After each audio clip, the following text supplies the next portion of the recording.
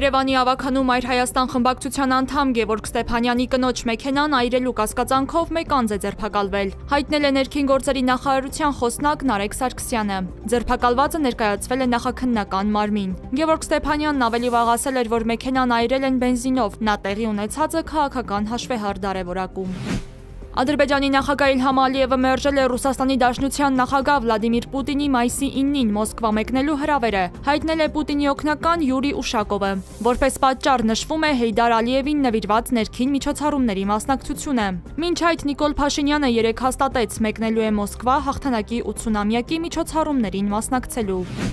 Ռուսաստանից Հայաստան չվերթները ժամանում են ուշացումներով Ռուսաստանի օդանավակայաններում ժամանակավոր սահմանափակումների պատճառով։ Դրանք սահմանվել են անօդաչուների հարձակումների սպառնալիքի պատճառով։ Քաղավիացիայի կոմիտեից Սպուտնիկին հայտնել են, որ ավիաընկերություններից մեկը միավորել է 2 չվերթ, ինչի արդյունքում դրանցից մեկը չեղարկվել է։ Ըստ առցանց թվացուցակի տվյալների խոսքը դեպի Մոսկվա Ural Airlines-ի չվերթի մասին է։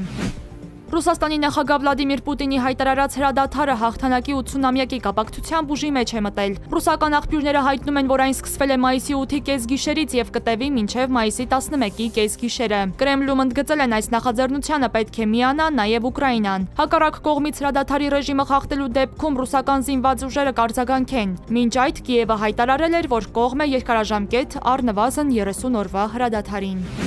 Պակիստանի արևելյան Լահոր քաղաքում պայթյուն է լսվել, հաղորդում է Reuters-ը։ Նախորդին էլ Հնդկաստանը մի քանի հարված էր հասցրել հարևան երկրի մի շարք օբյեկտների։ Պայթյունի պատճառների մասին դեռևս ոչինչ չի հաղորդվում։ Ըստ տեղեկությունների, հնդկապակիստանյան սահմանի շրջակայքում դպրոցները փակվել են։ Չեն գործում նաև Հնդկաստանի ավելի քան 20 օդանավակայաններ։ Պակիստանը պնդում է, որ առնվազն 31 քաղաքացիական մարդ է սպանվել, շուրջ 50-ը վիրավորվել հարվածների եւ դրանց հաջորդած գնդակոծությունների հետևանքով։ Հնդկաստանն իր հերթին հայտնում է 13 քաղաքացիական անձի զոհվելու եւ 43 վիրավորի մասին։